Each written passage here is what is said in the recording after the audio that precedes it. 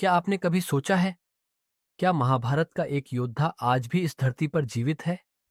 क्या सच में कोई व्यक्ति हजारों वर्षों से भटक रहा है? और अगर यह सच है, तो उसे ऐसा श्राप क्यों मिला? आज की कथा महाभारत के सबसे रहस्यमयी पात्र अश्वत्थामा की है। एक ऐसी कथा जिसके बारे में सुनकर आज भी लोगों के मन में अनेक प्रश्न उठते हैं।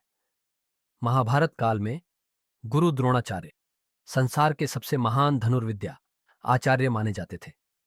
उनका एक पुत्र था, अश्वत्थामा। कहा जाता है कि अश्वत्थामा जन्म से ही असाधारण थे।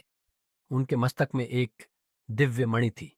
उस मणि के कारण उन्हें रोग, भूख, प्यास और अनेक प्रकार के भय से सुरक्षा प्राप्त थी। बचपन से ही अश्वत्थामा अत्यंत पराक्रमी थे। वे अपने पिता से युद्ध विद्या सीखते रहे। उनकी मित्रता दुर्योधन से हुई और यही मित्रता आगे चलकर उनके जीवन का सबसे बड़ा मोड़ बनी। जब महाभारत का युद्ध प्रारंभ हुआ तो अश्वत्थामा कौरवों की ओर से लड़े। उन्होंने युद्ध में अनेक वीरों का सामना किया, लेकिन युद्ध धीरे धीरे कौरवों के लिए विनाशकारी होता गया। एक दिन युद्ध में द्रोणाचार्य को रोकना असंभव हो गया। तब श्री कृष्ण ने एक योजना बनाई। भीम ने एक हाथी का वध किया जिसका नाम भी अश्वत्थामा था। फिर युधिष्ठिर से कहलवाया गया, अश्वत्थामा मारा गया और धीरे से कहा गया, हाथी। द्रोणाचार्य ने केवल पहला भाग सुना। उन्हें लगा कि उनका पुत्र अश्वत्थामा मर चुका है। शोक में उन्होंने अपने शस्त्र त्याग दिए और उसी समय उनका वध कर दिया गया। जब अश्वत्थामा को अपने पिता की मृत्यु का समाचार मिला तो उनका हृदय क्रोध से भर गया। उनकी आंखों में केवल प्रतिशोध था। विवेक समाप्त हो चुका था। रात के समय जब पांडवों की सेना सो रही थी, अश्वत्थामा शिविर में घुस गए। उन्होंने सोते हुए द्रौपदी के 5 पुत्रों का वध कर दिया।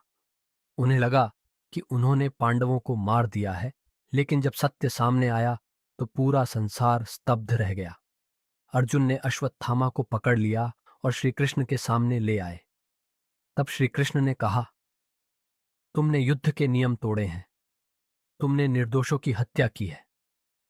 इसलिए तुम्हें ऐसा दंड मिलेगा जिसे संसार याद रखेगा। कहा जाता है कि श्री कृष्ण ने अश्वत्थामा के मस्तक से दिव्यमणि निकाल ली।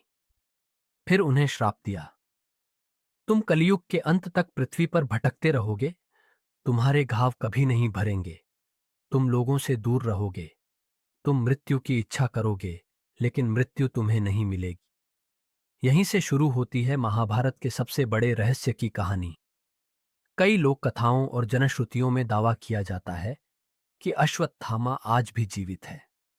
कुछ लोग कहते हैं कि उन्हें जंगलों में देखा गया। कुछ लोग कहते हैं कि वे प्राचीन मंदिरों में पूजा करने आते हैं। कुछ लोग दावा करते हैं कि वे हिमालय के आसपास तपस्या कर रहे हैं। हालांकि इन दावों के ठोस प्रमाण उपलब्ध नहीं हैं, लेकिन यह कथा आज भी लोगों की जिज्ञासा का विषय बनी हुई है। लेकिन इस कथा का सबसे महत्वपूर्ण भाग रहस्य नहीं है। सबसे महत्वपूर्ण भाग है इसका संदेश। अश्वत्थामा अत्यंत शक्तिशाली थे। उनके पास दिव्य अस्त्र थे। वे महान योद्धा थे। लेकिन एक क्षण के क्रोध ने उनका पूरा जीवन बदल दिया।